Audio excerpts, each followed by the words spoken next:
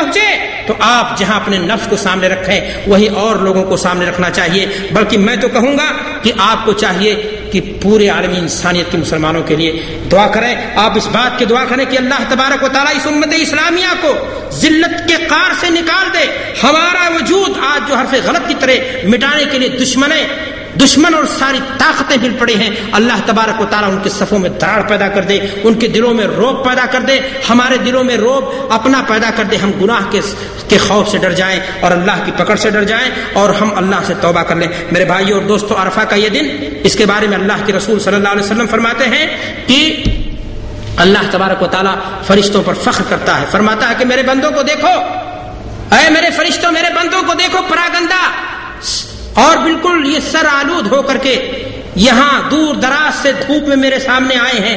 ماذا اراد ہؤلاء، انہوں نے کیا مانگا ہے، ہم سے کیا چاہتے ہیں؟ فرشتے کہتے ہیں کہ اے اللہ یہ تیری رضا چاہتے ہیں. اللہ تعالیٰ فرشتوں سے کہتا ہے میں تمہیں گواہ بناتا ہوں، میں نے ان کو کیا کر دیا؟ بخش دیا. میرے بھائی اور دوستو، اسی میدان میں اللہ کے رسول جناب محمد الرسول اللہ صلی اللہ علیہ وسلم پر قرآن مجید کی آیت نازل ہوئی تھی، الیوم اکملت لکم دینکم. اسی دن شیطان لعین رب العزت کی رحمت و مغفرت بے پایا کو دیکھ کر ہائے وائے کرتا، شیطان چلاتا ہے، کہتا ہے سال بھر اللہ تعالیٰ ان کو میں نے بہکایا، برباد کیا، گناہوں کے سمندر میں ڈھکیلا، ایک دن تو نے سب کو گناہوں سے آزاد کر دیا، سب کو جہنم سے تو نے آزادی دے دی، سب کو جنت کا مستحق قرار دے دیا. شیطان اپنی کوشش پر نادم ہو کر کے چلاتا ہے، پریشان ہو جاتا ہے. میرے بھائیو اور دوستو، عرفات کے وسط میں ایک پہاڑ ہے جس کو آپ جانتے ہیں جبل رحمت کہا جاتا ہے. حضرت صلی اللہ علیہ وسلم نے اس کے دامن میں کھڑے ہو کر کے دعا مانگی تھی. آپ بہت سارے لوگ جاتے ہیں تو اس پر چڑھ جاتے ہیں اور چڑھنے کو باعث رحمت سمجھتے ہیں. اللہ کے رسول جناب محمد رسول اللہ صلی اللہ علیہ وسلم کے جو طریقے سے بات ثابت ہے کہ آپ صلی اللہ علیہ وسلم پہاڑ پر چڑھے نہیں تھے، آپ صلی اللہ علیہ وسلم اونٹنی پر بیٹھے تھے اور آپ پہاڑ کے بغل میں تھے. میرے بھائی اور دوستو، دین نام ہے ثبوت کا، کام اتنا کیجئے جو اللہ کے رسول سے ثابت ہے، نہ آگے بڑھنے کی کوشش کیجئے نہ پیچھے ہٹیے. عرفہ کے دن اللہ کے رسول صلی اللہ علیہ وسلم کے بارے میں صحابہ کو یہ شک ہوا کہ اللہ کے رسول صلی اللہ علیہ وسلم روزے سے تو نہیں. آپ صلی اللہ علیہ وسلم نے ظہر اور عصر کی نماز جمع تقدیم کے ساتھ کیوں پڑھی؟ تاکہ اپنے آپ کو فارغ کر لیں، اپنے ایک ایک گناہ کے لمحات کو یاد کر کے انسان کو چاہیے کہ عرفہ کے میدان میں تاریکی میں جو گناہ کیا ہے، بند کمرے میں جو گناہ کیا ہے، چھپ کر جو گناہ کیا ہے، انسان کو اپنے رونگٹے کھڑے کر لینے چاہیے، ایک ایک گناہ کو یاد کر کے عرفہ کے میدان میں رونا چاہیے. میرے بھائیو اور دوستو، اللہ کے رسول بھی اسی طرح مشغول تھے. صحابہ نے سمجھا کہ اللہ کے رسول شاید روزے سے ہیں تو آپ صلی اللہ علیہ وسلم کو دودھ پیش کیا گیا اور آپ صلی اللہ علیہ وسلم نے کھڑی سواری پر دودھ پی لیا اور جس سے لوگوں کا شک کیا ہو گیا. تو میرے بھائیو، ایک بات یہاں بتانا چاہتا ہوں، عرفہ کے دن کے روزے کی فضیلت ہے حدیث میں، لیکن یہ روزہ وہ لوگ رکھیں گے جو عرفہ کے میدان میں پہنچنے سے کیا ہو گئے؟ محروم رہ گئے. تو اللہ نے رحمت کے چند چھینٹے جو عرفہ کے میدان میں اللہ کی رحمت لٹ رہی تھی، وہاں کے لوگوں کو اللہ تعالیٰ بخش رہا تھا. اپنے ان بندوں کو بھی آپشن دے دیا کہ تم روزہ اگر رکھو گے تو تمہارے بھی گناہ جو ہے مٹ جائیں گے اور تمہارے، لیکن وہاں پر جو پہنچے ہوئے حاجی ہیں ان کے لیے روزہ رکھنا وہاں عبادت نہیں بلکہ کیا ہوگی؟ گمراہی ہوگی. میرے بھائی اور دوستو، میں آپ سے عرض کرنا چاہتا تھا کہ جب عرفہ کے دن سورج غروب ہو جائے تو اب آپ لبیک پکارتے ہوئے، ذکر الہی کرتے ہوئے، آپ نہایت ہی سکون اور اطمینان کے ساتھ بلا کسی قومیت کا جھنڈا لگائے اور بلا کسی خرافات کے آپ درمیانی چال چلتے ہوئے مزدلفہ کے لیے روانہ ہو جائیں گے. یاد رکھیں، جلد بازی مت کر رہی ہے، وہاں کے چند لمحات آپ کے لیے بہت مفید ہوں گے، آپ کے گناہوں کے سمندر کو جلا سکتے ہیں. سنت کا بھی طریقہ یہی ہے کہ جب تک سورج غروب نہ ہو جائے آپ عرفہ سے مزدلفہ کے لیے روانہ نہ ہوں، اور جب آپ عرفہ سے مزدلفہ روانہ ہوں اور مزدلفہ آپ پہنچ جائیں تو آپ کیا کریں گے؟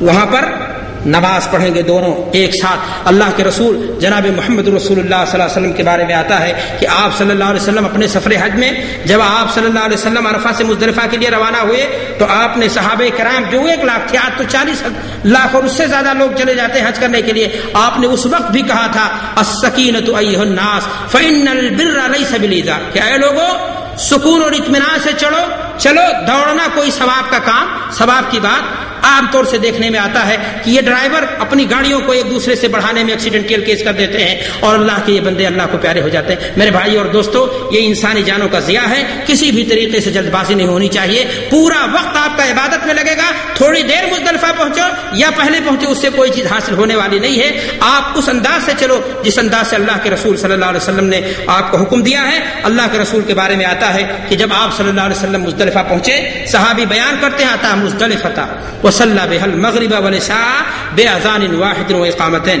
ولم يسبح بينهما شيئا، کہ اللہ کے رسول صلی اللہ علیہ وسلم جب آپ مزدلفہ پہنچے تو آپ نے ایک اذان اور دو اقامت کے ذریعہ مغرب اور عشاء دونوں کی نماز کو ایک ساتھ پڑھا، اور پڑھنے کے بعد آپ صلی اللہ علیہ وسلم نے ان کے بیچ میں یا ان کے بعد میں کوئی تسبیح ذکر و تحلیل بھی نہیں کی۔ میرے بھائیو اور دوستو، میں آپ کو ایک باریک بات بتانا چاہتا ہوں کہ احادیث شریفہ میں اس بات کا بھی ذکر ملتا ہے کہ یہی ایک رات ہے جس میں اللہ کے رسول صلی اللہ علیہ وسلم نے صلاۃ تہجد ادا، ورنہ اللہ کے رسول صلی اللہ علیہ وسلم نے زندگی میں صلاۃ تہجد کو کبھی، یہی ایک رات ہے جس میں اللہ کے رسول صلی اللہ علیہ وسلم نے صلاۃ تہجد نہیں ادا کی۔ میں آپ سے عرض کر رہا تھا کہ فرض نماز کی ادائیگی کے بعد بغیر ذکر و اذکار کے آپ کیا کریں گے؟ سو جائیں گے۔ کیوں سو جائیں گے؟ اس لیے کہ اللہ کے رسول صلی اللہ علیہ وسلم ایسے آپ نے کیا ہے۔ مزدلفہ میں رات گزارنا میں پہلے بتا چکا ہوں کیا ہے، واجب ہے یا رکن؟ واجبات میں سے ہے۔ اگر چاند غروب ہو جائے تو اس کے بعد اگر چھوٹے بچے ہوں یا اس طرح کے اور لوگ ہوں تو جا سکتے ہیں، لیکن عام انسان کو رات پوری گزارنا چاہیے اور فجر کی نماز کو جماعت کے ساتھ پڑھنا چاہیے۔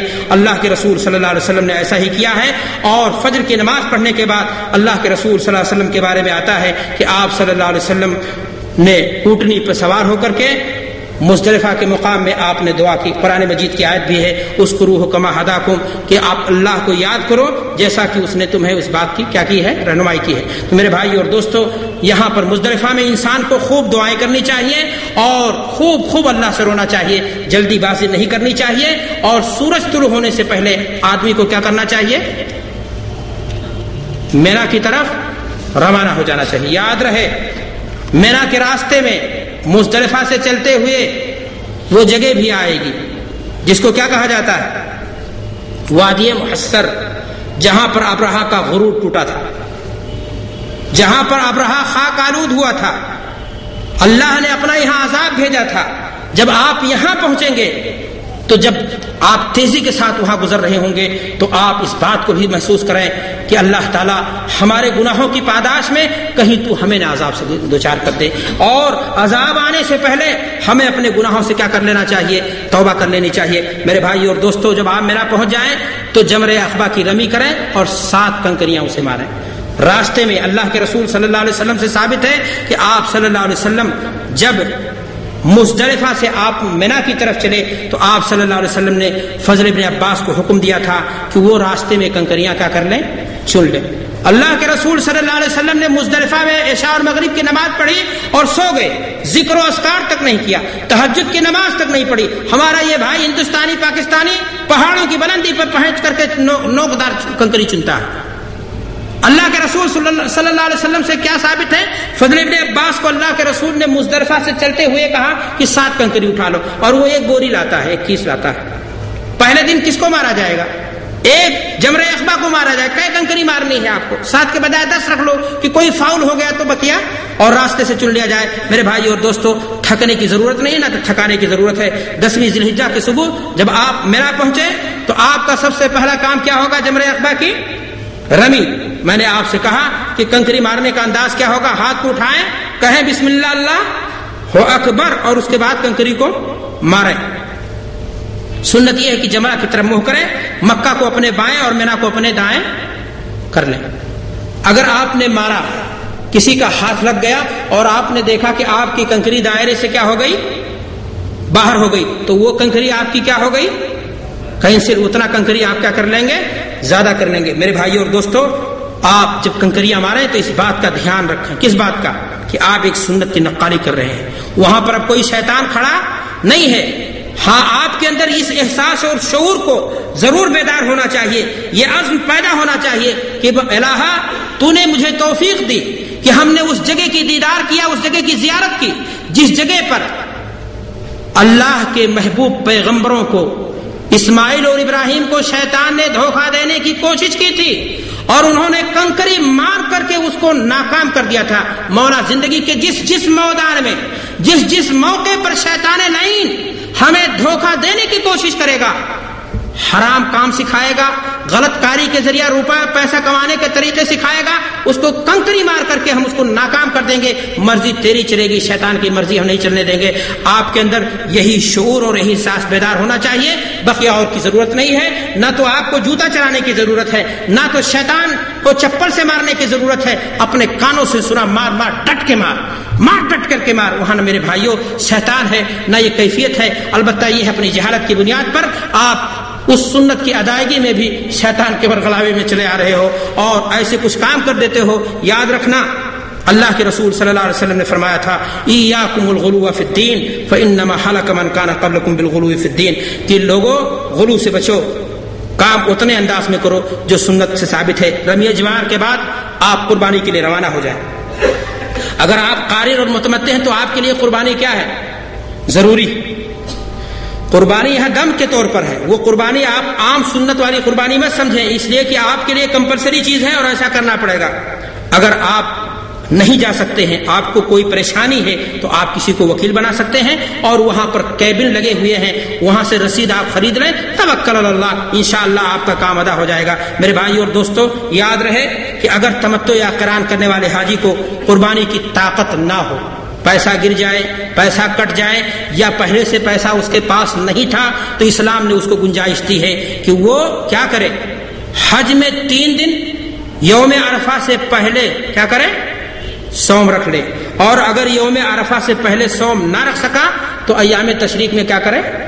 رکھ لے۔ اور بقیہ 7 دن کا روزہ کب رکھے؟ جب اپنے گھر کو ہندوستان، پاکستان یا ہم اور آپ ہیں اپنے جگہوں پر سعودی عرب میں جہاں کام کر رہے ہیں لوٹ آئیں، وہاں پر 7 دن کا روزہ رکھ لیں۔ یعنی گویا کتنا ٹوٹل کتنا ہوا؟ 10 دن۔ قربانی سے فراغت کے بعد یا آپ نے کسی کو وکیل بنا لیا تو گویا آپ کیا ہو گئے؟ فارغ۔ تیسرا کام کیا ہے باپ کے لیے؟ سر مڈانا یا بال سر کے کٹوانا۔ بہتر کیا ہے؟ ہاں، اللہ کے رسول صلی اللہ علیہ وسلم نے 3 بار فرمایا غفر اللہ المحلقین، غفر اللہ المحلقین، غفر اللہ المحلقین۔ جب صحابی نے پوچھا اللہ کے رسول جنہوں نے بال کٹایا، کہا ثم المقصرین یا رسول اللہ۔ اب تو دیکھنے میں یہ آتا ہے میرے بھائی کہ بال کو چھلوانے کی کون کہے؟ لوگوں نے فیشن بنا لیا ہے کہ قینچیوں سے چند بال کاٹ لیتے ہیں۔ اللہ اکبر، حسن خراب نہ ہو جائے۔ حج اتنا بڑی عبادت کرنے کے لیے انسان گیا ہوا ہے، بال کٹانے کے لیے تیار نہیں ہے۔ اللہ کے راستے میں اگر خون دینے کی ضرورت پیش ہوگی، مال کو خرچ کرنے کی ضرورت پیش ہوگی تو کیسے کرے گا؟ اپنے حسن کو ذرا خراب نہ ہو جائے، انسان اس کے لیے بال کٹانے کے لیے تیار نہیں ہے، بھلا بتاؤ وہ بقیہ کام کرنے کے لیے تیار کیسے ہوگا؟ میرے بھائی اور دوستو، آپ سے ایک سوال ہے، گوشت پکائے آپ، اگر ایک بوٹی اس سے کھائے تو گوشت کھانے والا کہا جائے گا یا چکھنے والا؟ چند بال کٹوانے سے بال کٹوانا نہیں ہے۔ اگر آپ بال چھلواتے نہیں ہیں تو کم سے کم آپ کو چاہیے کہ آپ اپنے بال کو صحیح انداز سے کٹوائیں، ورنہ جان لیجئے کہ سب کچھ کر کے آپ نے خود ولا تکونوا کاللتی نقضت غزلها من بعد قوة انکاسا، اپنے ہی کام سے اپنا اچھا نیکی کا کام کیا ہوا کہیں خراب نہ کر دو۔ میرے بھائیوں، افسوس کی بات ہے، اس طرح سے نہیں کرنا چاہیے۔ رمی، قربانی اور حلق سے فارغ ہونے کے بعد انسان کو چاہیے کہ مکہ کی جانب کیا کرے؟ تشریف لے جائے۔ باب بنی شیبہ سے ہو سکے تو داخل ہو اور سیدھے حجر اسود پر تشریف لے جائے۔ طواف زیارت، جس کو میں پہلے بتا چکا کہ یہ حج کا کیا ہے؟ رکن ہے۔ کیسے کریں گے؟ جس انداز سے میں طواف کرنے کی بات آپ کے سامنے کر چکا۔ یاد رہے، اس طواف میں آپ رمل نہیں کریں گے، نہ اجتباء کریں گے، الا یہ کہ آدمی مکہ کا رہنے والا ہے۔ اگر آدمی مکہ کا رہنے والا ہے تو ایسی صورت میں طواف افاضہ میں بھی اس کے لیے رمل اور اجتباء مشروع ہے۔ اجتباء میں نے آپ کو بتایا، چادر نیچے سے نکال کر کے کندھے کو۔ طواف افاضہ کو میں نے آپ سے پہلے بتا دیا کہ طواف زیارہ بھی کہتے ہیں اور یہ حج کا رکن ہے، اور اس کے بغیر حج انسان کا پورا نہیں ہوگا۔ طواف افاضہ کب کریں گے آپ؟ میں نے آپ سے کہا سارا کام کر کے 10ویں تاریخ کو چلے جائیں، اور یہی مسنون ہے۔ لیکن اگر کسی کو کوئی عذر ہے، کوئی معقول قسم کا، تو انسان مؤخر کر سکتا ہے، اس کو ایام تشریق میں سے کسی دن بھی کیا جا سکتا ہے۔